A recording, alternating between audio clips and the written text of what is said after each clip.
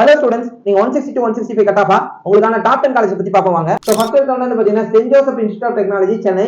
So இதோட counselling code வந்து பாத்தீங்கன்னா 1149. செகண்ட் வந்து பாத்தீங்கன்னா doctor Sivadeva college of engineering technology Thoothukudi. இதோட கவுன்சிலிங் கோட் வந்து பாத்தீங்கன்னா 4954.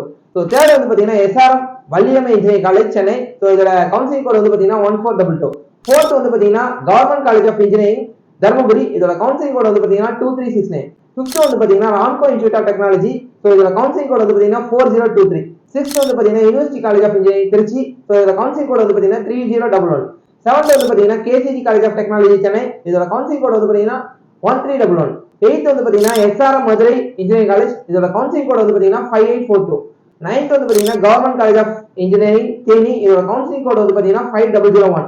டென்த் வந்து பாத்தீங்கன்னா KLN college of engineering technology Sivaganga. இதோட கவுன்சிலிங் கோட் வந்து பாத்தீங்கன்னா 5904. இதே மாதிரி ரெகுலரா உங்க கட் ஆஃப்க்கு தகுந்த மாதிரி டாப் 10 காலேஜ் தெரிஞ்சுக்கிறதுக்காக நம்ம சேனலை சப்ஸ்கிரைப் பண்ணிக்கோங்க. தேங்க்யூ.